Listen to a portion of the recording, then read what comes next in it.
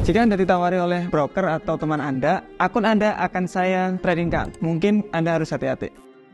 Ada beberapa cerita dari teman yang ingin saya sharing di sini. Yang pertama dari broker dan dari teman, dan juga dari grup. Jadi banyak-banyak grup-grup VIP di luar sana itu juga ada. Pertama broker di sini menarik karena mereka datang ke rumah atau mereka datang ke toko, mereka datang ke kantor, mereka menawari bahwa ini loh ada investasi yang baik, investasi yang returnnya tinggi atau dapat menghasilkan uang secara baik. Itu pastinya iming-imingnya itu luar biasa banget. Setelah ngomongin iming-iming, mereka pasti bilangnya passive income, dimana kalau kamu nggak bisa trading nggak apa-apa, nanti kita tradingkan dengan profesional dari broker kita. Ini kayak gitu, ditradingkan sama mereka. Kalau orang awam pastinya nggak bisa trading, dia takut dan ya udahlah profesional aja yang tradingin. Itu pasti di sana. Yang nggak bagusnya itu broker di sini itu hanya menginginkan yang namanya komisi.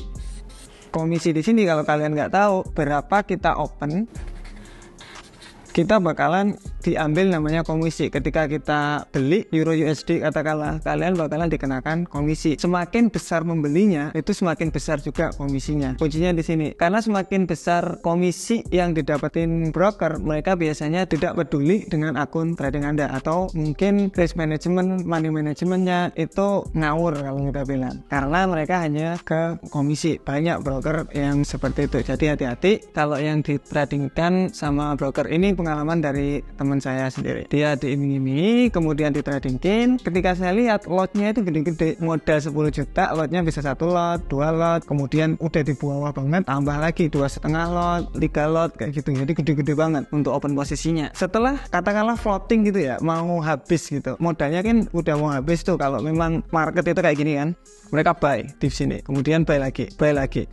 Kalau terus-terusan kan modalnya bisa-bisa habis tuh di situ. Maka dari itu mereka minta deposit lagi dong Pak, atau biasanya orang bilang itu top up lagi Pak, top up lagi. Kalau nggak di top up nanti habis uangnya, karena ini kemungkinan bakalan ada kenaikan kok, kayak gitu. Jadi deposit, teman saya kayak gitu, deposit, ternyata habisnya sudah lumayan banyak dan tetap aja ini terus ke bawah dan habis modalnya. Jadi di sini hati-hati banget. Kita nggak bisa prediksi market 100% bener, itu nggak mungkin, walaupun technical analysis kita perfect, tetapi tetap yang bergerak itu harga, yang menggerakkan itu seluruh dunia. Jadi kita nggak bisa prediksi secara 100%. Tetap kita harus meminimalisir resikonya. Yang kedua ada dari teman. Ini ada ditawari teman, saya bisa trading. Kemudian setelah bisa trading, nggak apa-apa, kamu ada uang kan, tak tradingin aja. Nanti per bulan saya kasih 2%, 1% per bulan dah. Terus menerus secara stabil saya kasih. Itu biasanya iming-iming kemudian ditradingkan. Karena ini teman kita sendiri, itu dia tidak mengambil komisi tetapi bagi hasil. Nanti kita bagi hasil berapa persen per bulannya. Kadang-kadang kita dapat 5%, kamu dapat 2%, saya 3%, karena saya yang trading, kayak gitu. Ini juga terkadang agak tricky kalau ditradingkan teman, karena resikonya kita nggak tahu, kemudian cara tradingnya kita nggak tahu. Kalau mau habis juga deposit dan lain-lain. Itu sama aja sebenarnya, cuma beda. Ini dari broker, ini dari teman. Kalau broker lebih kejem biasanya, kalau dari teman karena dia nggak nyari komisi, itu biasanya agak nggak kejem gitu. Kemudian yang menarik ada di grup. Dulu ada di grup-grup itu, maka dari itu ketika saya bikin grup itu nggak boleh ada yang DM membernya. Itu dulu saya nggak boleh, karena ada kasus ketika masuk ke grup mereka menawarkan titip dana. Dia aktif banget di grup yang nawarin itu, tapi kemudian dia send DM titip dana. Nah setelah titip dana, tetap hasilnya nanti bagi hasil. Setelah dibagi hasil, resikonya juga lumayan gede. Kemudian kalau nggak salah sudah minus $7.000.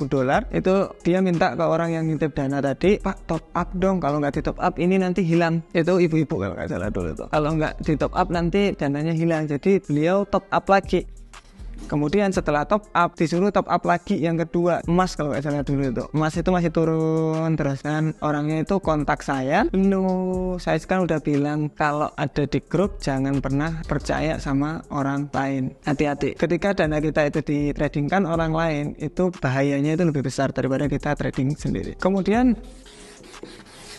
Kenapa kok jangan, atau why kok nggak boleh atau jangan? Yang pertama, resiko. Misalkan resikonya biasanya kita kan 1-2% per trading maksimal tuh. Mereka bisa jadi 10%, 5%, 20% juga bisa. Kita nggak tahu karena kita ngikut aja. Biasanya kayak gini itu orang-orang yang baru trading. Jadi walaupun kalian itu masih baru di trading, pastiin kalian paham uang Anda itu kemana. Itu penting banget. Kalau kalian nggak tahu uang kalian kemana, ya percuma aja. Pertama resiko.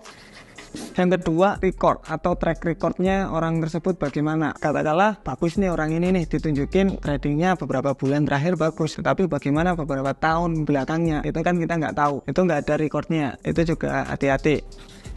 Yang ketiga, deposit. Kalian kalau menggunakan resiko tinggi itu pasti nanti modalnya bakalan hampir habis. Itu disuruh deposit lagi pasti. Setelah deposit, resikonya gede lagi, deposit lagi untuk nge-cover kegagalan tadi. Itu bakalan habisin uang. Serius, itu bakalan habisin uang. Cara biar aman. Cara agar aman kita ditradingkan oleh orang lain, atau gimana sih sebenarnya cara trading yang aman itu? Pertama, cari broker yang regulasi. Broker yang teregulasi. Kalau mau regulasi Indonesia banyak broker, ada broker Bapepti, banyak banget di sana. Silakan dipilih, pokoknya yang teregulasi. Kalau kita udah ada regulasinya, brokernya, berarti kita trading itu aman, uang kita aman di sana. Kemudian yang kedua yaitu pengalaman. Pengalaman pastiin sudah lama di trading. Katakanlah dia cuma 1 tahun 2 tahun, terus dilihatin hasil profitnya beberapa bulan ke belakang, ya itu pengalamannya masih lumayan kurang. Karena terkadang market itu drop sangat signifikan. Kalau kalian lihat waktu COVID kemarin, market itu drop banget. Atau emas itu kalau kalian lihat dari atas ke bawah jauh banget. Kalau kalian ada buy posisi, habis itu uangnya. Orang yang kurang berpengalaman dan juga mungkin resikonya agak tinggi tadi. Jadi pengalaman ini penting.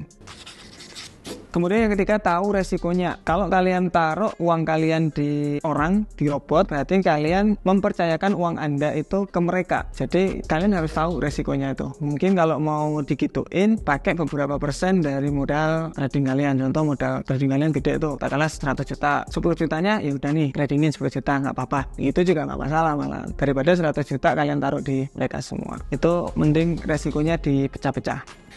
Yang keempat itu ada kontrak. Ini mungkin bisa kalian terapkan, dimana kontrak di sini mungkin cari pengacara untuk bikinin sebuah kontrak, dimana ketika dia drawdown berapa dan lain-lain, dia harus mengembalikan uang tersebut atau bagaimana. Pokoknya cari gimana kontrak biar kalian itu aman tradingnya. Jangan asal transfer ke orang, jangan asal main ditradingkan ke orang, tetapi kalian nggak punya backingan di belakang. Jadi pastiin punya backingan, entah itu apa, cari sendiri, cari teman pengacara atau sewa pengacara. Kalau emang uang yang ditradingin gede, katakanlah uang yang ditradingin 200 juta, berarti kalian harus mulai cari-cari pengacara untuk membuatkan kontrak dan lain-lain. Yang kelima, ini sudah saya singgung tadi, sebenarnya diversifikasi. Diversifikasi di sini kita ada beberapa akun. Contoh akun yang saya tradingkan sendiri ada 200 juta katakanlah, atau kalau kecil-kecil 10 juta. Kemudian yang ditradingin orang lain 1 juta, ditradingin robot 500.000. Jadi sudah ada diversifikasinya. Jangan semua kita taruh ke orang lain. Jadi kayak gitu, harus ada keranjang-keranjangnya sendiri. Dan keranjang yang ditradingkan orang lain atau robot itu harus jauh lebih besar daripada yang ditradingkan kita sendiri. Karena kalau kita trading itu biasanya kita bisa ngatur resiko kita sendiri, dan kita itu dapat pengalaman dari sana. Oh, kalau market kayak gini nanti saya kayak gini ya, dan lain-lain. Itu pengalaman yang tidak akan terukur oleh uang kalau yang itu. Ingat, kalau mau masukin uang, masukin investasi, atau mau ke trading atau ditradingkan ke orang, kalian harus paham betul uang itu kemana. Itu intinya. See you next video. Bye bye.